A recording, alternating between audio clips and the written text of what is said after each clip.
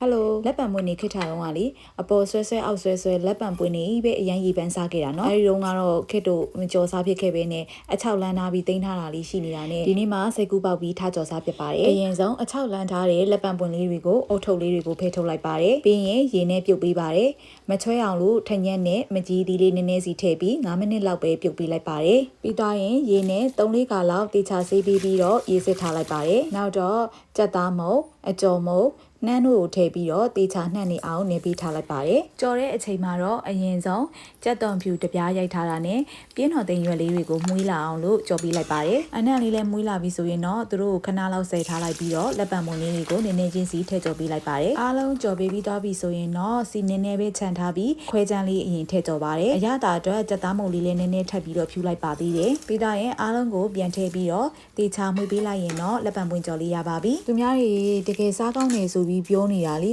တကယ်ကိုစားဘူးတော့မှပဲသိတာအသားကြောက်လေးတွေစားနေရတဲ့ဖီးလိုမျိုးပဲတကယ်ကိုစားကောင်းပါတယ်ခုကသူရသည်လည်းမဟုတ်တော့ဆက်ပြီးကြော်စားခြင်းနဲ့ဆိုရင်တော့ဘယ်နှလိုက်ရှာမှမသိတော့ဘူးလीနော်ဒါပဲပြောအရန်ကိုစားကောင်းပါတယ်ခေရဲ့ဗီဒီယိုကိုစုံနေကြည့်ပေးသူအားလုံးကိုကျေးဇူးပါ